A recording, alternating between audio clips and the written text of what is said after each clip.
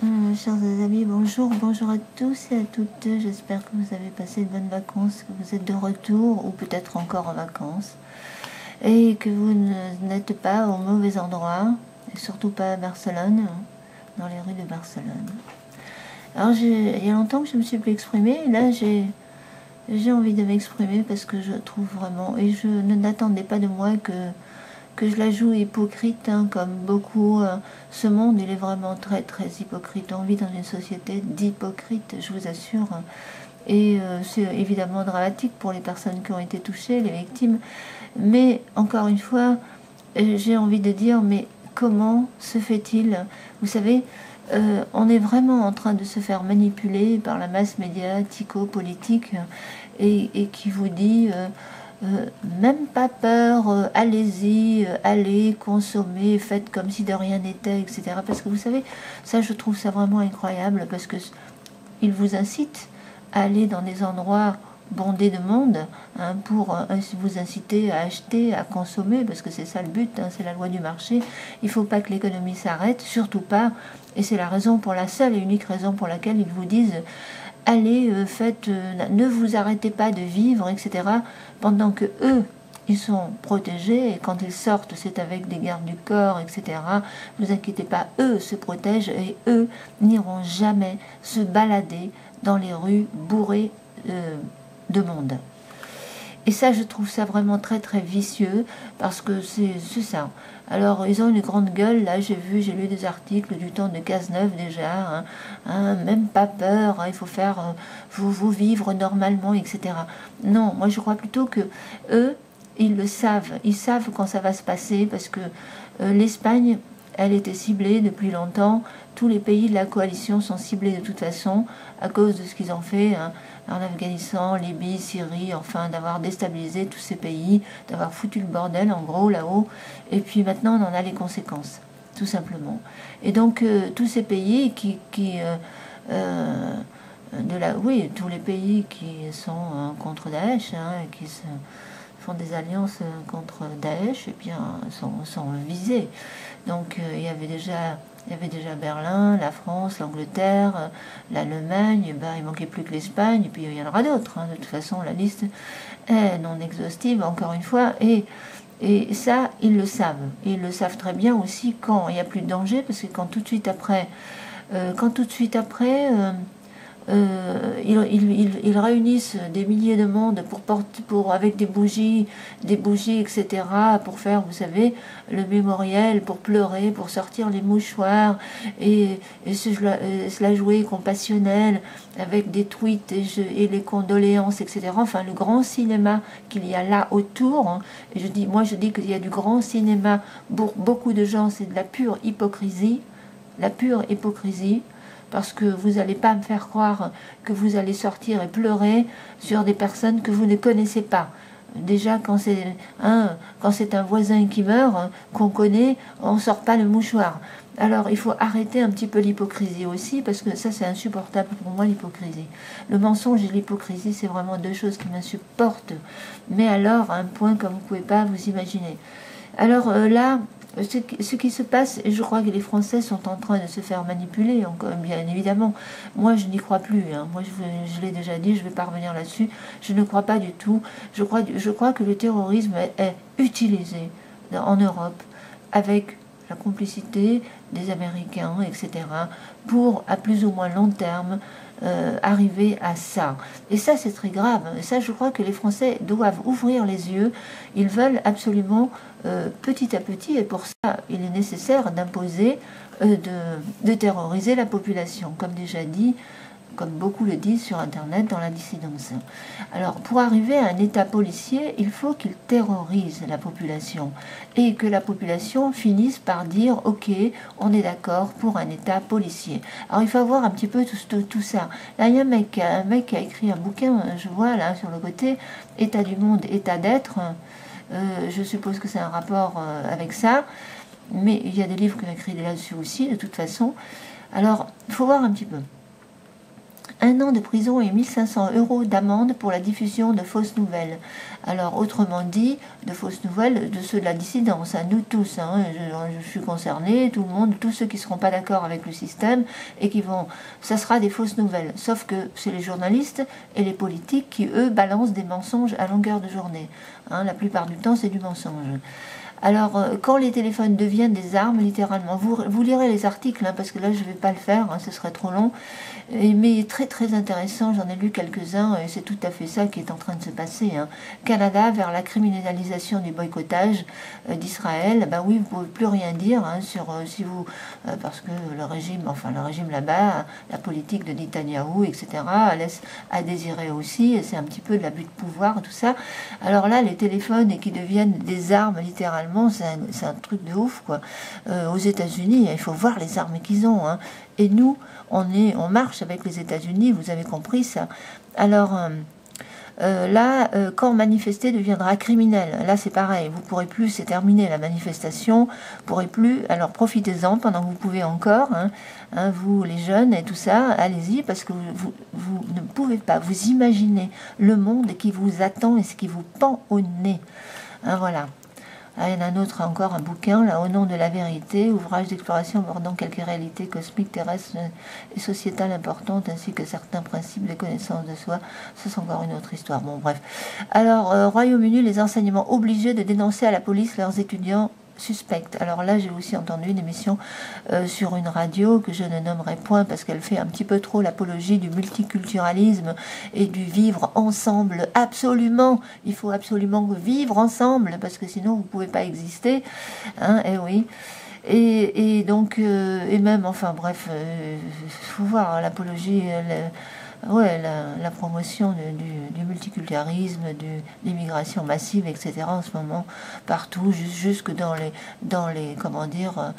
les églises où le clergé, les curés, les pasteurs, etc. n'arrêtent pas de faire la promotion de ça au nom, soi-disant, de l'amour du Christ. Mais attention, parce que c'est de la manipulation, c'est du conditionnement psychologique, c'est de la manipulation mentale, ni plus ni moins, par la masse médiatico-politique. Canada, le projet de loi C-51 pourrait criminaliser la dissidence, rien de moins. Oui, on ne peut plus se protester. Là, je vous dis, il y a une émission que j'ai entendue, donc où déjà c'est bien en cours. Ils vont faire en sorte, vous savez, ça commence avec les dénonciations. Tout le monde va dénoncer. On va se dénoncer mutuellement pour la bonne conduite. Et ça commence avec les avis, vous savez, les avis sur Airbnb, etc. Enfin, partout vous pouvez mettre des likes, vous aimez, vous appréciez, des étoiles, etc. Et donc c'est une façon de ça, c'est... Et il y a des dérives évidemment avec ça. Il y a le positif, mais aussi le négatif, parce que ça va être une société où chacun va se surveiller, va pouvoir dénoncer l'autre et porter un jugement de valeur très très subjectif, parce que ce sera en fonction de ses critères personnels évidemment, mais c'est une émission très très intéressante qu'il faudrait aussi écouter. Et je suis obligée de dire sur quelle radio. Non, mais j'aime bien cette radio parce que j'apprends beaucoup de choses, mais en même temps en ce moment ils n'arrêtent pas de faire, je vous dis, l'apologie du vivre ensemble, voilà, et de l'indéterminisme, etc. Et puis s'ouvrir aux autres, ouvrir les frontières, s'ouvrir, parce que ça, ce serait vraiment la panacée. Je le dis, c'est France Culture. L'émission, vous allez pouvoir la retrouver sur les avis, les likes, etc. C'était très très intéressant. Il faudra que je la retrouve quand même. Parce que il faut comprendre ce qui est en train de... C'est vraiment très important.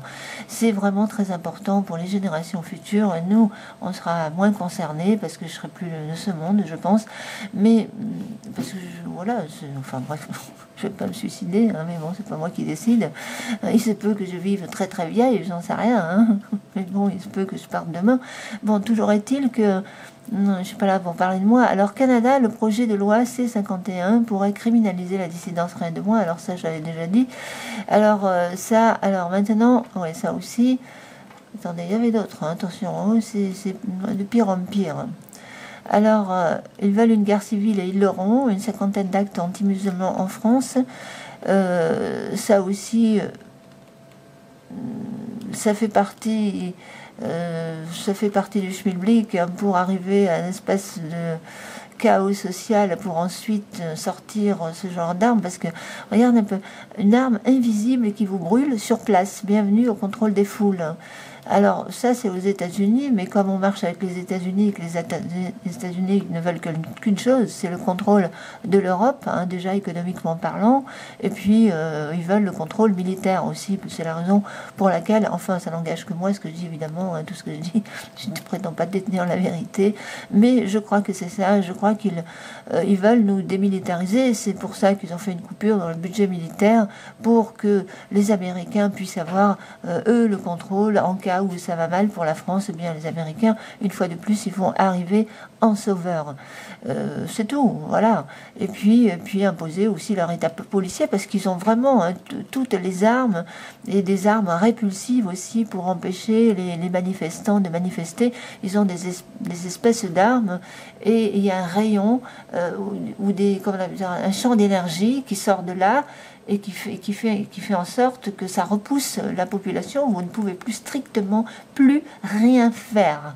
C'est foutu, c'est fini. Ok, dites-vous bien que c'est ça. Des armes répulsives à rayon, je ne sais pas quoi. Et je ne sais pas si je l'ai lu sur celui-là ou sur un autre article. Et là, vous êtes cuit, on est cuit, c'est simple. Bon. Canada, de nouvelles lois liberticides au nom du terrorisme. Et ils utilisent réellement, moi je crois réellement qu'ils utilisent le terrorisme, parce que tout ce qui se passe, vous savez, en ce moment, c'est pas normal. Vous savez, à chaque fois quand vous voyez, par exemple, quand il se passe rien, quand il se passe rien, je vais vous laisser cette image, ça devrait me faire réfléchir pendant que je parle. Quand il se passe plus rien sur le plan politique, et que les médias n'ont plus rien à se foutre sur la dent, et que Macron est en chute libre dans les sondages, il faut faire du divertissement. Et le terrorisme fait partie c'est dur à dire, c'est fou ce que je dis, mais c'est du divertissement pour les médias qui ont quelque chose à se mettre sous la dent, parce que sinon ils n'ont plus rien à dire, à blablater ou à la télé, faire leurs analyses à 2 balles. Et puis... Et oui, non, mais c'est comme ça, c'est horrible ce que je dis, mais on est en train de se faire manipuler, utiliser, et la population est donnée en pâture, parce que on entend un Macron, par exemple, qui dit la France va, pour faire croire qu'ils combattent le terrorisme, on ne peut pas combattre le terrorisme et en même temps le financer. C'est ce qu'ils font, avec l'Arabie Saoudite, enfin le Qatar plutôt, je ne sais plus, là, les pays du Golfe. Et donc, on ne peut pas, c'est pas possible. On peut pas, et les Qataris, le Qatar investit beaucoup en France, ça aussi c'est très louche. Ils sont en train d'acheter, les Qataris, ils investissent, ils ont acheté, comme le truc de foot là, de Paris, là, je me rappelle même plus son nom. Je m'intéresse tellement peu au foot, et qu'ils ont acheté même le footballeur, là, Neymar. Oh punaise, moi les noms, c'est pas mon truc. Neymar, c'est ça. Bref. Et puis le Qatar investit dans les hôtels de luxe, etc. Attention, parce que ceux-là, c'est l'or noir, c'est le pétrole, ils sont riches. Et tant qu'ils ont du pétrole, c'est des multimilliardaires, ils savent pas quoi foutre avec leur pognon, et ils investissent en France, et ils financent Daesh. Vous voyez un petit peu le danger, un petit peu, mais il faut vraiment réfléchir là, parce qu'il faut arrêter de dormir là, parce que là c'est grave ce qui est en train de se passer. Et donc tout ça c'est lié avec, comme ils financent Daesh, ils peuvent aussi financer ceux qui dans les banlieues, vous savez, ceux qui sont en dormance, là, les fichiers S qui sont en liberté en France et qui ne veulent pas, dont ils ne peuvent rien faire, soi-disant. On ne peut pas les choper, on ne peut pas les mettre en prison, ça coûterait soi-disant trop cher, bien sûr, voyons. Il y a des milliards qui sortent pour les immigrés, les migrants économiques, parce que ce ne sont pas des migrants, des réfugiés de guerre. On a vu ça avec le reportage sur Arte que j'ai mis dans mes likes, vous regarderez. Il faut voir ce qu'ils font et qu'est-ce qu'ils vont faire avec ces migrants qui n'ont pas de diplôme, qui ne sont pas du tout intégrables. On va d'abord les mettre dans des espèces de conteneurs blancs, et puis ça va coûter des milliards à la France. Nous, les contribuables, on va payer tout ça, pendant que nous, chez nous, ceux qui sont dans la rue, etc., les pauvres, les petits paysans qui se suicident tous les jours parce qu'ils n'arrive pas, il y a un paysan sur 3 qui tous les jours se suicide parce qu'il n'arrive pas à s'en sortir et donc il se suicide. Il y a des artisans qui se suicident tous les jours et ça, dans l'indifférence générale, hein, ils vont pas faire un mémorial pour tous les ans dire voilà, ça c'est le terrorisme étatique, hein, parce que c'est l'État, là, les terroristes, hein, qui poussent les gens au suicide, mais ça ce n'est pas grave du tout, hein, visiblement c'est la manière de mourir qui compte, c'est plus le nombre de morts et le nombre de blessés dans d'autres domaines, non, ça des morts, il y en a tous les jours, dont on ne parle pas, à cause du terrorisme étatique, ok. Et là, on va vers une dictature mondiale, comme j'ai déjà dit sur ma toute première vidéo, il y a une dizaine d'années en arrière, hein, dans les fourmis blanches. Mais oui, on va vers une dictature économique, hein, c'est tout. Hein. Et cette dictature économique, eh bien, pour maintenir tout ce petit monde récalcitrant qui ne veut pas d'une dictature économique, eh bien, ils sont obligés, parce que je vois pas d'autre solution, hein, ils sont obligés. Vous savez, pour les paysans, hein, c'est pas... Ah oui, les fichiers S en liberté, on ne peut pas les emprisonner, soi-disant, enfin bref. Non mais il faut arrêter là, hein, c'est du grand n'importe quoi. J'allais revenir donc au... Ah non, c'est pas ça. J'ai dit une bêtise. Voilà, c'est ça là. Alors 3 jours, un paysan se suicide en France, où ça fait quand même pas mal de paysans, hein, qui mettent fin à leur jour, et d'autres artisans qui, à cause du RSI, se suicident à cause des charges sociales qu'ils n'arrivent plus à payer. Et tout ça, c'est parfaitement accepté en France. Ça ne dérange personne. Personne ne sort les mouchoirs, les bougies, etc. Seulement voilà, quand il s'agit d'un truc comme ça, eh bien là, c'est la grosse hypocrisie. Tout le monde sort, fait son petit cirque pour montrer qu'ils sont compassionnels, etc. Non mais stop quoi, stop. Si vous voyez pas ce qui est en train de se passer, je vous assure, c'est grave. Alors, je vous laisse réfléchir là-dessus. Moi, c'est ma conviction, ça n'engage que moi. Vous n'êtes pas obligé de liker, hein, si vous pensez que j'ai tort. Mais moi, je crois réellement que c'est vraiment ce qui nous pend au nez, un État policier. Et pour arriver à ça, ils utilisent des tarés qu'ils manipulent. Moi, je crois que c'est comme ça que ça se passe. Hein, parce que, vous savez, Daesh, il existe, bien évidemment. Daesh existe parce que, seulement voilà, hein, Daesh, ils l'ont fabriqué. Et puis, après, ils peuvent aussi utiliser Daesh à d'autres fins. Ou du moins, manipuler des esprits faibles, des banlieues qui sont déjà à moitié shootés avec le cannabis, etc., qui sont peut-être aussi dépressifs, etc. C'est très facile de les manipuler. Même à distance, ils arrivent à les manipuler. Ils ont tout ce qu'il faut aujourd'hui. Hein, hypnotiseur Franc-Mac, etc. Hein, et puis après, ils leur collent un programme dans la tête et vas-y, fais ce que je te dis. Parce que je vais vous dire un truc. Moi, ce que je trouve très étrange, c'est que normalement, les pro-Daesh, enfin ceux qui se font exploser pour Daesh, en général, ils cherchent à mourir. Hein, ils veulent se faire exploser. Et ils se débrouillent pour faire ça autrement. Encore que là, j'en sais rien. Je sais rien. Il y a des petits attentats comme ça. Moi, je crois pas du tout que ce soit Daesh. Celui de Barcelone, il est fort possible. Soi-disant, c'est revendiqué par Daesh. Mais je vous dis, je sais pas. Je sais pas, je trouve tout ça c'est vraiment très très curieux. Et pourquoi ils incitent les gens à aller comme ça dans la rue alors qu'ils savent qu'il y a un danger. Moi je me pose beaucoup de questions, je vous assure, peut-être beaucoup d'imagination. Certains diront ça y est, t'es avéré complotiste, t'es en plein dans des délires complotistes, etc., t'as trop d'imagination. Mais non, je crois pas, parce que c'est logique. Je vous dis, c'est logique. C'est très très logique. Et c'est à chaque fois le même schmilblick. Et la dernière fois, il n'y a pas si longtemps, dans un bled, là, où le mec il est rentré, alors là, celui-là, c'était un fou. Un fou, ben voilà, ça peut être aussi un fou qui a été manipulé par d'autres. Hein. Mais qui sont ces autres?